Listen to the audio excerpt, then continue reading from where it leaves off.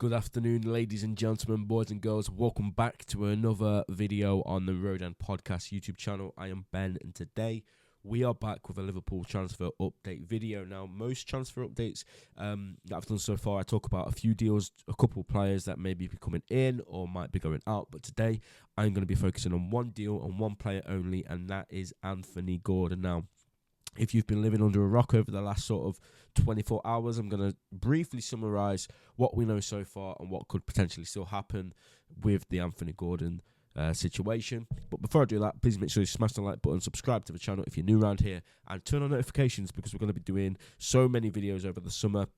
Live streams are going to be back when the season starts as well for some post-match, some pre-match stuff. So make sure you stick around and yeah, let's get straight into it. So last night I was out with a few friends from work and I just seen everyone talk about Anthony Gordon. I was like, what is going on? Why is everyone talking about Anthony Gordon?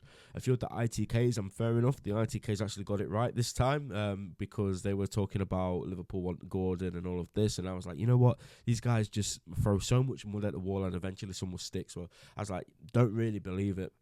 But as the night went on and on and on, there's more people talking about Gordon. And then today, Craig Hope, who is a journalist who writes for the Daily Mail, he's a North East football and England correspondent, and he came out and said Newcastle need to sell before June the 30th to comply with PSR or risk of a Premier League point deduction. And sources have confirmed that selling Gordon, albeit reluctantly, is one avenue that has been explored. So Newcastle don't want to sell Anthony Gordon because, let's face it, he's one of their best players. He had a really good season last time out. He's young. He's a very good winger. And, you know, a club like Newcastle, they don't want to lose these players. They've just got their takeover a few years ago, and now they're sort of attracting these players to come in.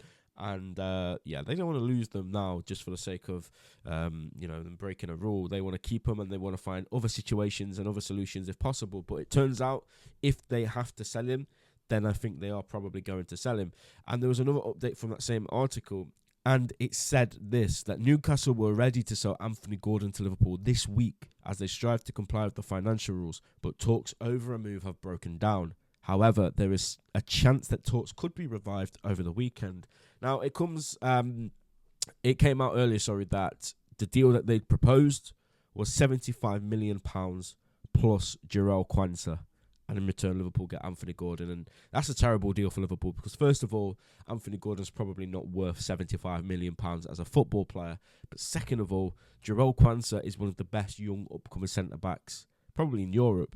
I'd go as far to say that. He's absolutely phenomenal. He had a breakout season last time out. He was really, really good. One of our best centre-backs. And, yeah, his breakout season was phenomenal. So we'd be spending what, in my opinion, is more money than what we need to spend on Anthony Gordon, whilst also losing a really good, talented player, which for me is just, I don't know why they proposed that. We were never going to accept that.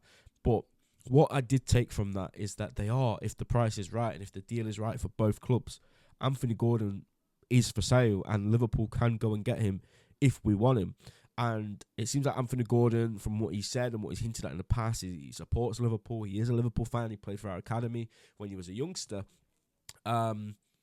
You know, he would be willing to come and he would be willing to play for Liverpool and sign for us. So all that is missing, in my opinion, is Liverpool and Newcastle agreeing a fee that fits both clubs. Now, I don't know what that would be. In my opinion, Gordon is a 55, 60 million pound player, but I'm not naive enough to think that's going to be enough to get him because they signed him for what, 45, 50 mil from Everton. So he's developed as a player. He's homegrown. A Scouser playing for Liverpool is a very attractive thing for the club. So I think they would take 65, 70 million. Maybe another player, maybe someone like Fabio Carvalho or Queven Kelleher, somebody like that if they rate that player. But yeah, like I say, if the deal is right for both clubs, I think this will happen. However, it is just getting that deal right and the fee and whatever else is added into the deal, which seems to be a stumbling block right now. The Athletic came out and confirmed that conversations have taken place between Liverpool and Newcastle for Anthony Gordon. And as it stands, which is the key and crucial part of this, a deal is unlikely. So if Newcastle have until tomorrow, I'm assuming it's tomorrow midnight, to meet these PSR deadlines, something is going to happen, whether it's Anthony Gordon or Isak or that Minter that they've got, or the one that might be going to Forest. I forgot his name, Elliot Anderson, I think it is. Someone's going to leave Newcastle, in my opinion. Will it be Gordon? Will it be Isak? I don't know. But time is ticking for Newcastle. And if we want to get him, I think we get him in the next 2 days. If nothing happens in those next 2 days, for this window at least, I don't think he'll go, because Newcastle won't have any pressure to sell him if these 2 days pass, because they'll either have sold other players or they'll be hit with their deduction and sanctions anyway. So selling Gordon, it becomes a bit pointless then. However, I think he's got 2 years left on his contract. So after this season, he will only have a year left.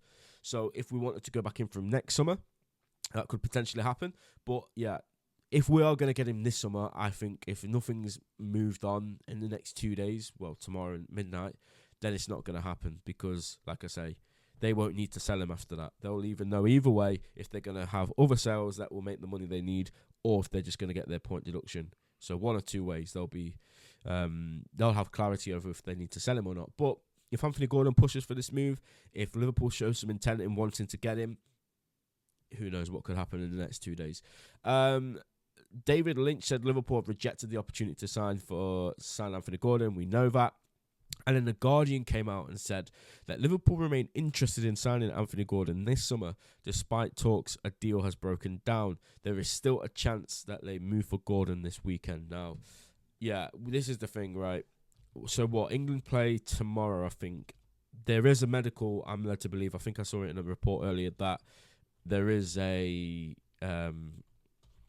medical on standby, which is in Leipzig. So if something happens, he can just go and do his medical in Leipzig, and that won't be a problem. The question is, will Liverpool go back in? Will we put another bid on the table? That is the question that we need to ask, and I think it relies on two things. One of them is, what are our priorities this summer? Is it a centre back? Is it a DM? Is it a forward? Is it a left back? What is it that Liverpool want to do in this window? What's the main sort of objective we want? Like, who is it that we want to bring in? For me, it would be a centre back and a DM. If I had £75 million and you said to me, you could sign one player that's going to be like a game changer, or you can sign two really good players that are going to improve your squad, I'd pick a centre back as probably number one priority, and a DM. However, we know that Michael Edwards especially likes opportunistic signings. You know, Dominic Szoboszlai with that £60 million release clause. Alexis McAllister with that £40 million clause in his deal. I know Edwards wasn't here then, but that sort of logic and principle has been at Liverpool for a while. Since Edwards left, I know we sort of made a couple signings that people question, is that an Edwards thing to do? Probably not. But we do look for opportunities, and this would be an opportunity for us, because if Newcastle don't sell any other players, if for whatever reason no other player leaves Newcastle, and then tomorrow we put £65-70 million on the table, they might be forced to accept it. So we will see what happens with that. Anthony Gordon, the player, let's talk about him as a player. So last season he scored 12 goals and got 11 assists for Newcastle, which are good numbers for a team that sort of finished mid-table. I'm just going to compare it to Luis Diaz. I didn't talk about the second thing that I think this can depend on. I will get onto that in just a moment. So Luis Diaz got 13 goals and 5 assists, and Gordon got 12 goals and 11 assists. Luis Diaz did play 51 games, Gordon played 48, but Gordon played more minutes. Gordon played 3870, and Diaz played 3622. So pretty similar stats, to be honest. There's not much between them. A few more assists, 1 goal either way. So, yeah, the second thing I think this deal depends on is what does happen to Luis Diaz. And this is where I will conclude this video. Luis Diaz has obviously been flirting with the idea of playing for Barcelona. His dad's come out in the media a few times and said that's his dream club. And apparently Barcelona are trying to work on a deal for Rafinha to go to Saudi Arabia or somewhere else so that they can facilitate a move for Luis Diaz.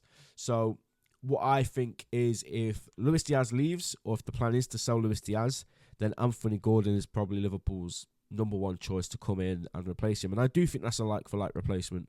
I do see some similarities in their play style, and obviously Anthony Gordon's age profile as well. He's only 23 years old.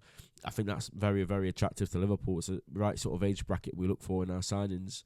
But like I say, I just think it depends on if Luis Diaz goes or not. And if we sign Anthony Gordon before Luis Diaz leaves, then I think that is sort of written on the wall for Luis Diaz to go and leave this summer. However, if we aren't going to sell Luis Diaz and he's going to stay for the summer, I don't think we sign another left winger. I think we go with Diaz, Gakpo, Jota for one more year and then reevaluate next summer or in the January window. So I think it heavily depends on Luis Diaz, and it just depends on what Liverpool want to do and if they see this as sort of like a priority to put that much money on the table for Newcastle to accept. So that is roughly where we are at right now, guys. So yeah, as soon as we get any more news or information or updates, like if David Ornstein drops a bomb on us at some stage today, we will be back with some updates for you guys. But right now, there's not much left to say. There's no top sources. Fabrizio Romano and David Ornstein have both stayed relatively quiet on this one. So we will see what happens with that. But if David Ornstein drops that bomb tonight, which I'm really hoping he does, either way, then we will be back. And just on David Ornstein, I think he is the best journalist in the world.